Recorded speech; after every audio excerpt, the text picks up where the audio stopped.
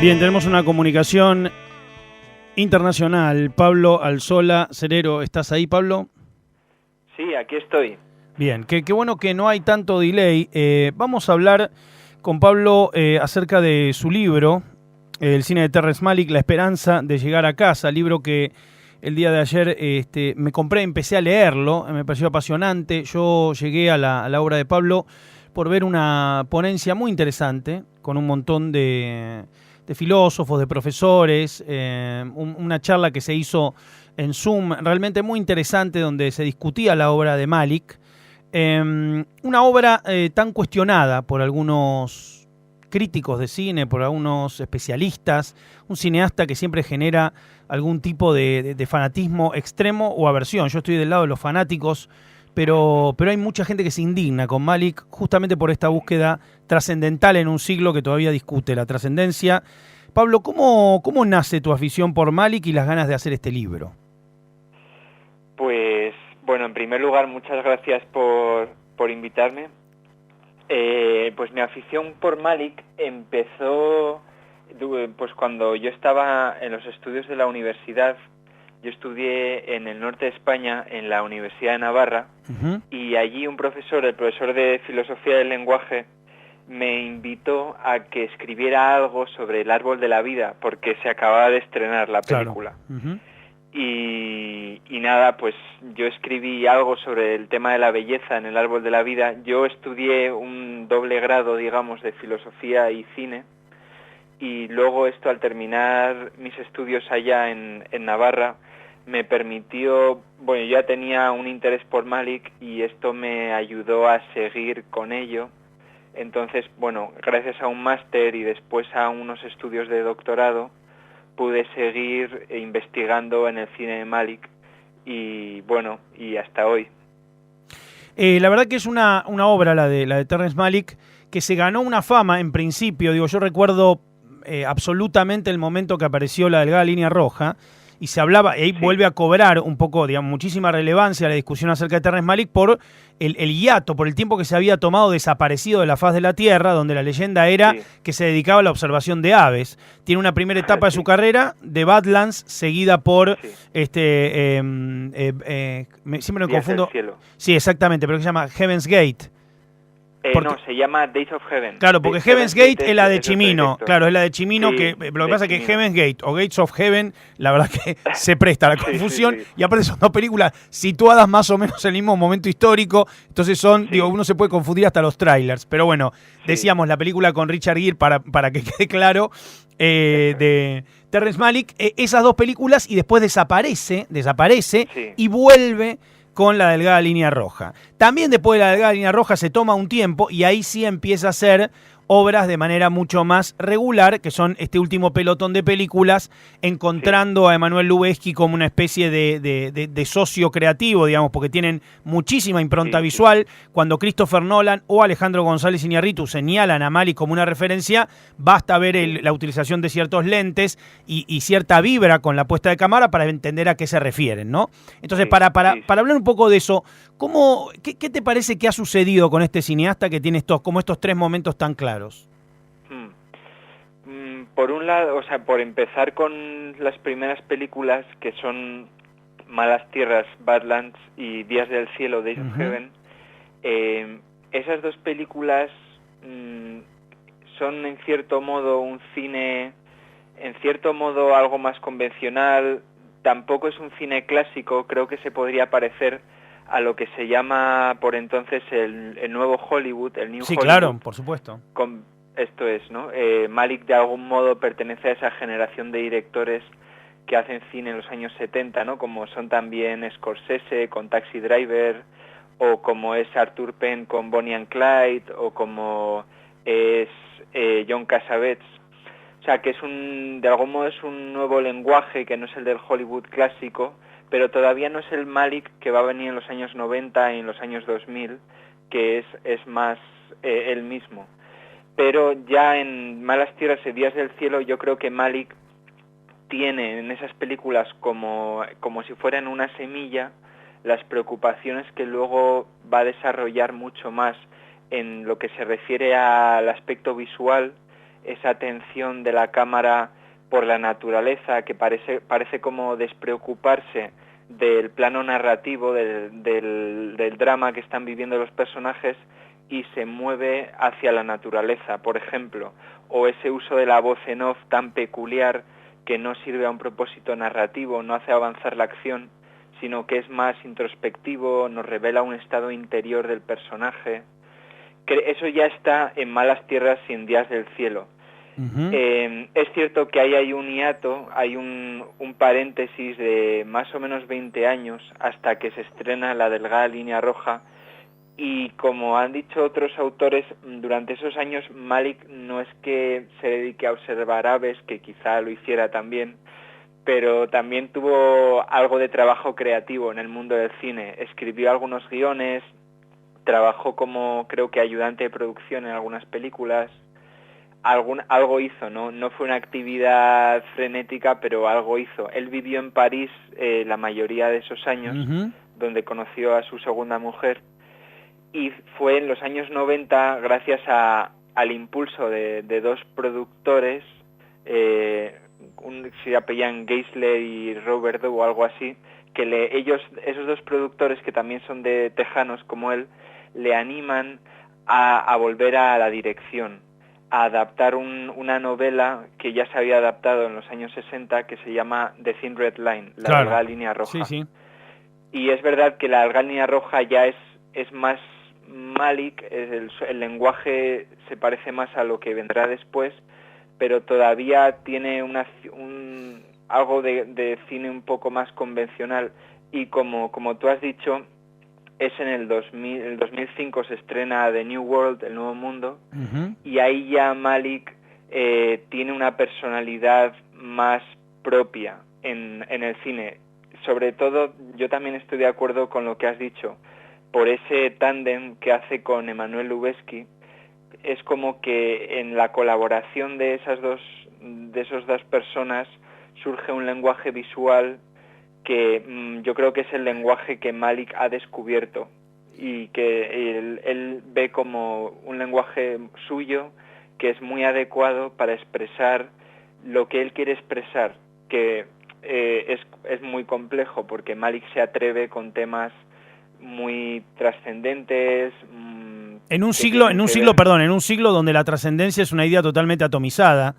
Digo, sí, alguien como Bifo Berardi o cualquier pensador más o menos serio va a hablar de la atomización de la trascendencia, digamos, y cómo todo parece... Y esto, digo, conecto a Malick como traductor de Heidegger, ¿no? Que también ese dato me vuelve loco, o lo que es su tesis también filosófica, y uno termina entendiendo que en realidad ahí está, como decía el maestro Mamet, el final enterrado en el principio. Lo que estamos viendo es algo, obsesiones que ya están en el comienzo de sus años de estudiante. Efectivamente. La relación entre Malick y Heidegger ha dado para muchas páginas. Realmente en el mundo anglosajón se ha escrito mucho sobre esta relación, y es verdad que en el principio, en esa relación entre Malick y Heidegger, que Malick fue traductor de una obra de Heidegger, sí, puede que estuviera todo, aunque yo desde mi punto de vista también pienso, como también lo piensan otros autores como Alberto Fijo, que es otro autor de un libro sobre Malick en español. Malick, en esas preocupaciones que tiene por la trascendencia, creo que él también se ha distanciado de Heidegger. Claro, es verdad que el último Heidegger, como se le llama, sí que es más trascendente, más poético, uh-huh, más sugerente y menos sistemático, pero Malick creo que incluso va un poco más allá, porque se atreve a plantear esos temas trascendentes en términos más específicos. Me parece que Malick, sobre todo a partir del Árbol de la Vida, nos está hablando en unos términos propios de la Biblia y de una iconografía que es bastante cristiana, me parece. Bueno, desde ya, de hecho la película postula de alguna manera, entre un montón de cosas que discute, que el nacimiento de la compasión, ¿no? Cuando uno ve esas dos criaturas, es el nacimiento de la civilización. Digo, desdice, ¿no? La idea, él dice, bueno, ahí empieza la civilización, ahí empieza. La compasión es el comienzo, exactamente, es el momento que empieza todo. Pensaba en estas cuestiones tensas que tiene el cine, críticas, porque digo, quien tenga nada más ni nada menos que la ambición de poder filmar y narrar el fluir de la conciencia, que es un poco lo que le interesa a Malick, que uno ve que está permanentemente buscando, persiguiendo. A la vez, y esto se discute un poco en la ponencia que vi ahí en YouTube, donde plantean cuánto se puede embellecer la trascendencia, ¿no? En términos estéticos. Alguien que logra un dispositivo que puede ser aplicable a un comercial de perfume, como se señala en un momento. Entonces, ¿qué tensión hay en eso? Y por otro lado, las cuestiones técnicas. Yo me volvía loco con planos del árbol de la vida diciendo, ¿cuál es el secreto de este plano que lo estoy viendo? Y es un plano tan simple de gente caminando en una calle y de repente veo algo que no vi nunca. Y algunos gestos menores, pero que decís, este es uno de los trucos que tiene, es esa mirada 3/4 de la realidad. Todas las líneas fugan de manera perpendicular, ninguna hacia el fondo. Si están parados frente a una ventana, están más bien de costado. Digo, siempre evita que las cosas se aplanen. Y los personajes suelen entrar a cuadro como en diagonal, para decirlo de un modo, como se puede decir en radio. Eso genera que uno diga, este plano lo vi 1000 veces, pero no lo vi nunca.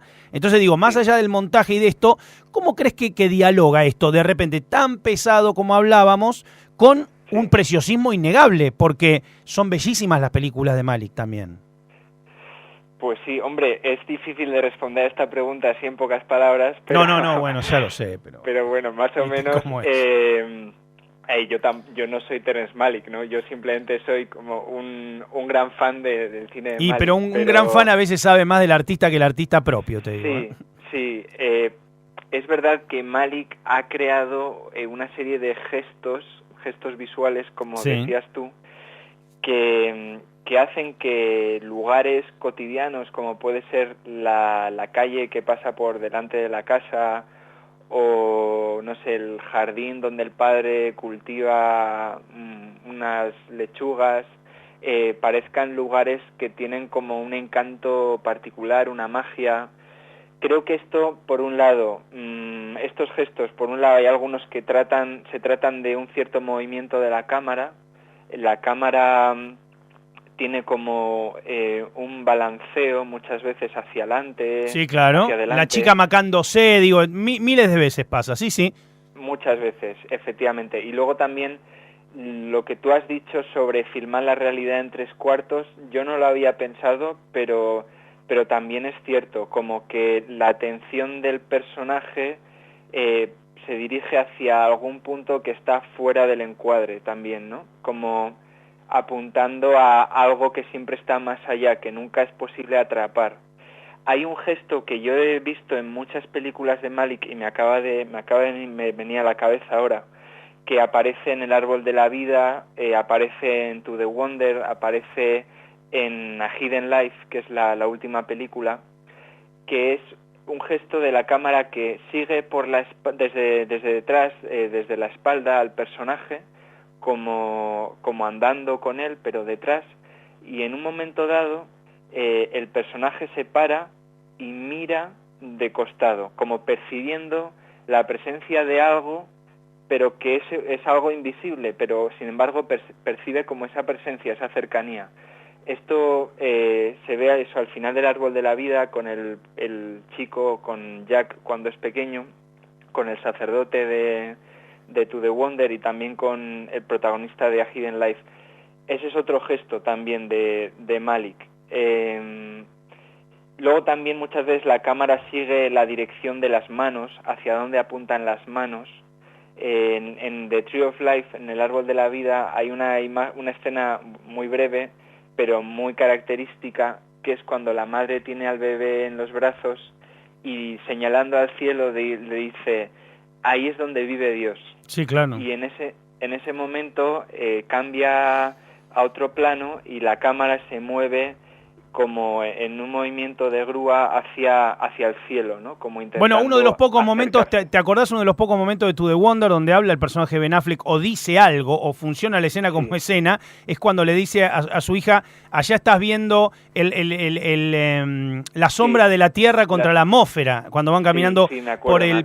pero es esos pequeños, ¿no? Más allá de allá vive Dios o eso que estás viendo, digo, el momento que se toman los personajes para de repente, desde lo particular... a asomarse a un abismo que parece inabarcable y que eso forme parte de los pequeños gestos de amor. Digo, ¿cómo genera tanto rechazo en muchos teóricos este director. Es increíble que lo tengamos que defender tanto, Sí, o tengamos que hablar de su obra como si estuviéramos hablando de Ed Wood, ¿me entendés? Y cuando es un director Sí. que trabaja con los mejores actores del mundo, con los mejores Sí. técnicos cinematográficos del mundo, todo el mundo es feliz, las películas Sí. proponen y pretenden hablar de humanidad, y sin embargo parece que estamos defendiendo a Leni Riefenstahl, no Ya. entiendo qué está pasando.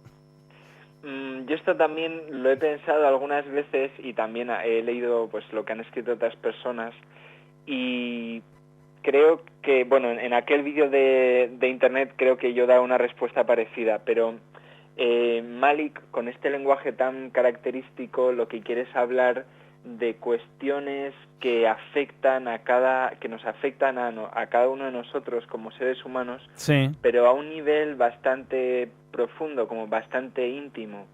Por ejemplo, en El árbol de la vida, Malick se está atreviendo a preguntarse por el sentido del sufrimiento de alguien inocente. Bueno, tiene que ver con el suicidio de su hermano, digamos, quiero decir. Son temas caros a él, temas importantes, pesados a él. Eso es, especialmente El árbol de la vida, que habla del suicidio de su hermano, efectivamente. Pero es verdad que el cine de Malick no da respuestas cerradas y en ese sentido es muy valioso porque siempre permanece algo abierto para que cualquiera que quiera entrar pueda entrar. Pero es verdad que él plantea la pregunta, no da una respuesta cerrada, pero sí que apunta en una dirección. El árbol de la vida no da una respuesta cerrada a la pregunta por el sufrimiento, pero sí que creo que apunta en una dirección, por dónde podría ir la respuesta a esa pregunta que en gran medida no se puede responder. Yo creo que el hecho de que Malick se atreva con estas preguntas y sugiriendo a veces una posible respuesta, esto causa irritación o causa rechazo en algunas personas. Me parece también, hasta cierto punto, me parece comprensible, me parece legítimo, ¿no? Porque se está atreviendo a hablar de cosas muy personales. Creo que parte del rechazo va por aquí. Uno piensa en obras como Lo Sagrado de Rudolf Otto o Lo Sagrado y lo Profano de Mircea Eliade o El mito del eterno retorno de Eliade también, de concepciones que tienen que ver con las poéticas, incluso con lo cuántico, tocando el arte, como ha pasado, ¿no? El mito del eterno retorno, que para los cuánticos tiene que ver con reagrupación de átomos y para la poética con reutilización, justamente. Y en un siglo, digamos, hablábamos de que el pelotón de películas más consecutivas y que a la vez tienen una cuota, uno podría decir que To the Wonder o Song to Song, El árbol de la vida, y ¿cuál otra me está faltando por ahí que está también? Knight of Cups. Knight of Cups, justamente, sí. Ni más ni menos, conforman una especie de corpus de obsesiones que tienen que ver con esto. Alguno puede decir, bueno, es lo mismo repetido varias veces. Yo creo que justamente lo que va afinando y cambiando de ámbito y cada vez animándose a más. A mí, que en Song to Song aparezca un festival de rock con todas las de la ley y que Malick convierta ese evento en un mundo Malick, me parece arriesgado, digo, que pueda desprenderse del historicismo para ocultarse o de, bueno, esto pasó en otro momento, porque justamente en el siglo XXI estamos refundando esos temas. Me parece que es difícil que haga pie, es muy necesario que exista, pero pareciera que habrá un público, porque yo creo que en definitiva le tiene que hablar a los jóvenes ese cine, ¿o no? Sí, creo que, como has señalado, este último cine tiene bastante unidad, en gran parte porque Malick se desprende de ese historicismo, ya no mira hacia atrás, hacia momentos clave de la historia de su país, de Estados Unidos, y ahora, a partir de El árbol de la vida, pero sobre todo a partir de To the Wonder, Malick vuelve la mirada sobre el presente. Aunque es verdad que a Hidden Life vuelve otra vez la mira sobre el pasado, pero bueno, claro. Ahí hay un intermedio, un grupo de películas intermedias que son 3, To the Wonder, Knight of Cups y Song to Song, claro. que hablan de situaciones, de tipos de relaciones, de estados interiores que son específicos de nuestro momento presente, de la cultura presente. Yo voy a decir algo, voy a darte una idea, a ver qué opinas de esto, porque puede achacársele esto a Malick, y a mí me parece que es un gesto de resistencia y te cuento por qué. Estas 3 películas que estamos mencionando, To the Wonder, Knight of Cups y Song to Song, es curioso que todos los personajes que transitan la obra, ninguno tiene problemas económicos. Más bien todo lo contrario, es en mundos ensoñados, departamentos amplios, gente que vive. Y yo creo que la manera que tiene Malik de sacar el capital de la conversación y poder hablar de trascendencia es decir, acá no es un problema. Porque de otra manera, porque si esto lo sitúa en otro contexto, sigue hablando. A ver, también se puede hablar del capitalismo hablando de pobreza. Me explico lo que quiero decir. La única manera de eliminarlo de la ecuación es, imaginemos una sociedad donde no fuera un problema y sobrevienen todos estos problemas. Porque si no, no hay manera de charlar de esto. Digo, y entramos y nos metemos en un vericueto donde alguien puede decir, bueno, pero es elitismo eso. Yo lo veo todo lo contrario. Yo digo, bueno, sacá de la ecuación esto. Imagínate un mundo donde esto no existe y bueno, los abismos son otros. Sí, es verdad que sí, de algún modo está hablando de situaciones donde el capitalismo prospera, donde hay un empleado de tema de medio ambiente, como es en To The Wonder. Sí, claro, el mundo de la publicidad, el mundo de digamos, los personajes parecen no tener ningún problema de los cotidianos. No tienen ningún problema. Y yo creo que es muy interesante que sean esos personajes con esa situación, porque digamos que nos está diciendo, en un mundo donde la prosperidad material está resuelta, sin embargo, hay una serie de vacíos y muy grandes que esos personajes tienen y que les persiguen, les atormentan. Knight of Cups es la historia de alguien que está vacío, que está desorientado, que está como vagando, tratando de encontrar un rumbo y no lo encuentra. Song to Song, sobre todo, es la historia de una chica que, con tal de lograr un poco más de fama, vende su alma al productor musical. Sí, claro. A cambio de lo que haga falta, de lo que le pida, ¿no? Que es como una especie de vampiro, el productor musical, el personaje de Michael Fassbender. Uh-huh. Yo creo que Malik pone estas situaciones donde, digamos, la parte económica no importa, está resuelta, para poner más la atención en problemas que sí se dan en esos momentos de prosperidad. Sigue habiendo una serie de vacíos que no pueden ser llenados con una prosperidad económica, material, ¿no? Que son de otra índole, son de otro tipo. Hay otro gesto que me parece fascinante, que lo hace muchísimo, que lo ha convertido en un gesto estético muy interesante, que es la reutilización y desplazamiento de los elementos cotidianos. Las lámparas se convierten en lunas, los trazos y las telas se convierten en carpas o en tramas o en mares todo el tiempo los personajes juegan con las cosas. Hay muchas escenas, muchísimas escenas, donde todo está reutilizado y desplazado, ¿no?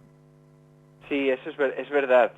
Así que recuerde ahora mismo que venga a mi memoria las cortinas, por ejemplo, en el árbol de la vida hay un momento que la cortina actúa como una especie de sudario para el niño, ¿no? Que sabemos que va a morir cuando sea más mayor, ¿no? Y que hay una mano que le envuelve la cara con una cortina. Y luego los objetos también. Juegan mucho los personajes. Mucho juego en Malik también, el tema del juego, sí.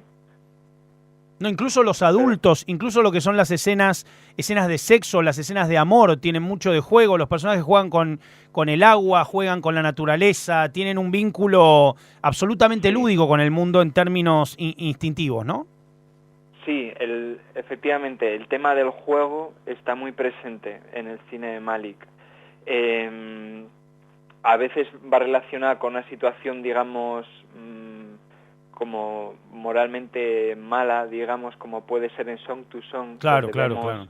Al productor musical, no sé, pues me acuerdo de la escena en la que le está echando miel en la boca al personaje creo que es de Natalie Portman, y de algún modo con eso se nos está dando a entender de que él está haciendo el papel como del demonio con esa chica, ¿no? Luego también en Vida Oculta, en A Hidden Life, hay mucho juego, sobre todo al principio, en la parte del pueblo, cuando están jugando a que él descubra a los niños que tienen los ojos tapados. Sí, hay mucho juego en el cine de Malik. Da la sensación, Pablo, que cuando Malik muera vamos a ver una santificación y de repente todo el mundo va a verlo amado siempre y se escribirán miles de libros de teoría. No, pero digo, tiene toda la ficha de ese tipo de artista. O sea, Sí, sí, digamos, cuando ya no esté, su obra va a ser canonizada, revisada y todo lo que no fue en puede vida, porque ser. ha pasado con autores. Sí, Quería preguntarte, ¿qué opinas de la fascinación que tiene con la literatura rusa? Que siempre que manda a sí, leer a sus actores, que sí, como sí, modo de preparación del sí. personaje, ahí están los hermanos Karamazov, ahí está, Es digamos, siempre cierto. están los rusos, ¿no? ¿Por qué crees Los que está este rusos, vínculo? pues sí, esto es cierto. Lo han comentado algunos de los actores, ¿no? Sobre todo Olga Kurilenko en To the Wonder dijo que le había dado a leer Ana Karenina y El idiota. Luego en El árbol de la vida encontramos citas literales de los hermanos Karamazov. Ujú. Yo también por mi, vamos, personalmente desde mi punto de vista, para mí también esos autores rusos a mí me han aportado muchísimo. Yo he podido leer pues algunas obras de Dostoyevsky, de las que son gordas, digamos, que son bastante gordas, y también de Tolstoy he leído Ana Karenina, y es verdad que los autores rusos, a mí me lo parece, se mueven en otra dimensión. Hay una sensibilidad propia como del espíritu ruso, digamos, que es es una sensibilidad muy religiosa, muy espiritual, muy humana al mismo tiempo. Y El creo Maestro y la Margarita, que el Maestro y la Margarita hace un tiempo volvió a circular muchísimo. Varios cineastas también sí, la referenciaban, ¿no? sí, Era una novela que también aparecía no sé por qué, pero muchos cineastas del siglo XXI están en contacto con esa literatura. sí, pues efectivamente, es que creo que es una literatura muy rica, que plantea una serie como de personajes, de arquetipos muy interesantes, que se atreve a entrar en temas, por ejemplo, los hermanos Karamazov, yo creo que es un equivalente en el mundo literario un poco al árbol de la vida, porque tiene un poco el mismo desorden que tiene el árbol de la vida, porque es una novela muy desordenada, que va dando saltos, y al mismo tiempo se atreve, al igual que el árbol de la vida, se atreve a entrar en temas muy profundos, digamos. Entonces, yo entiendo que Malick pues tenga mucha afición. De hecho, hay una cosa que ocurrió cuando Malick vivía en Francia, que es que durante ese tiempo volvió a tener contacto con Martin Sheen, con el que había estado en Malas Tierras, y digamos que se volvieron muy amigos durante ese tiempo, y Malick le dio a Martin Sheen para leer Los hermanos Karamazov, porque Martin Sheen le contó que él es católico, él estaba en una época como desorientado, alejado de Una crisis de fe. sus raíces, y Malick le dio este libro, Sí. y ese libro le ayudó mucho. Él lo cuenta en una entrevista, Martin Sheen. O sea, que se ve que Malick tiene a los rusos en un lugar muy especial. Uh-huh. Sí, Hay unos volúmenes que compré hace tiempo que la verdad son maravillosos de la Universidad de Deusto, publicados allí sobre hermenéutica, que utilizo a veces, que he usado para dar alguna clase, y me preguntaba por qué la tradición, por qué crees que existe esa tradición de hermenéutica ahí en la universidad, por qué crees que a lo mejor no hay, a lo mejor no tenés respuesta para esto, pero a lo mejor sí una idea de por qué ha existido este tipo de idea, tradición y pensamiento ubicado allí. ¿Por qué la hermenéutica existe en la universidad? ¿Por qué se ha desarrollado tanto? Sí, Me en Deusto, preguntas. sobre todo, que es donde, bueno, En donde yo Deusto, encontré, sí, exactamente, he encontrado pues la mayor cantidad, es casualidad. no sabría decirte, no conozco, es verdad que yo soy originario de Bilbao, donde está la Universidad de Deusto. Supongo que algo tendrá que ver con que es una universidad que es de los jesuitas, Claro, promovida por claro, los jesuitas, claro. y es verdad que en el siglo XX hay grandes pensadores que son jesuitas, que provienen Uh-huh. de ahí. Y la hermenéutica pues muchas veces tiene que ver también, pienso yo de este tema sé muy poco, Uh-huh. me lo estoy así un poco inventando, pero pienso que tiene mucho que ver con la interpretación también de los textos sagrados, de la Biblia. Estudio simbólico del mundo, sí, exactamente, sí, sí. Esto es, Uh-huh. entonces yo supongo que algo habrá ahí, ¿no?, en esa relación.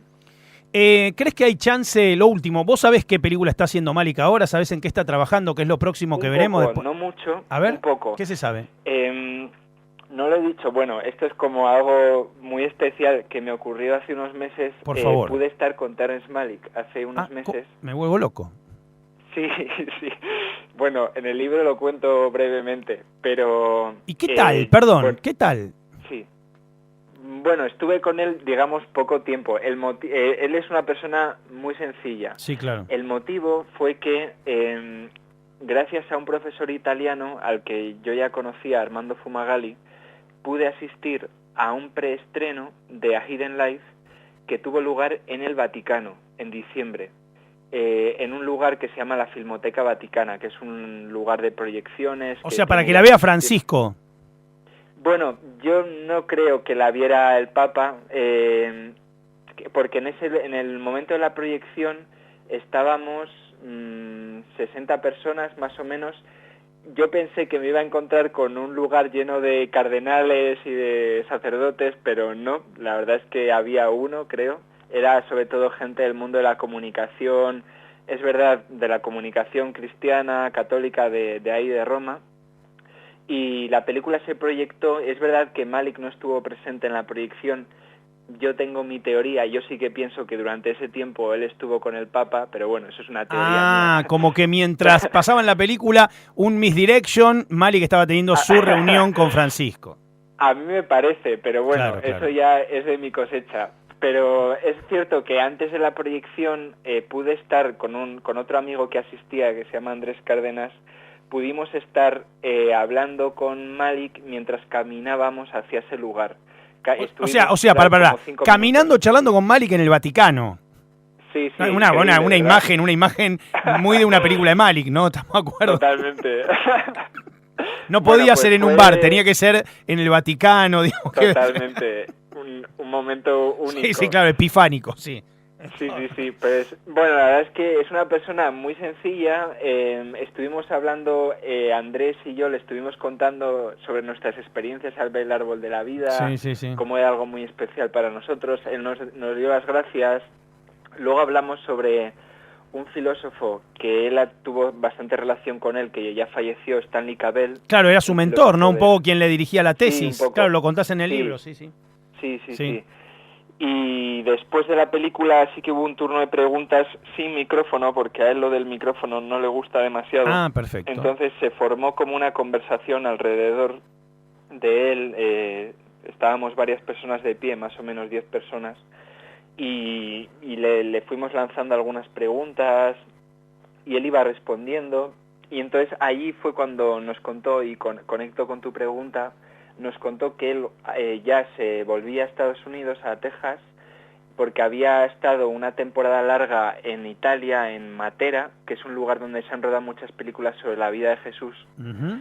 Y entonces había estado terminando de filmar una película que tiene el título provisional de The Last Planet, El Último Planeta. Uh-huh. Y es una película, al parecer, que no sé muy bien cómo, pero tiene mucha relación con el Evangelio, con los Evangelios.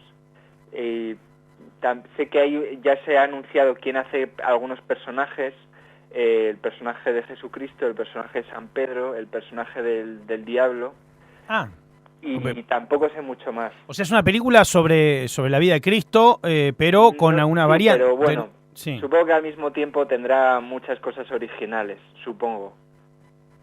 Sí. Bueno, la verdad que una apuesta, o sea, sigue apostando fuerte en este sentido. Bastante fuerte. Sí, la verdad que sí. Muchas gracias por esta charla. Muchas gracias por el libro, nada. Porque la verdad que...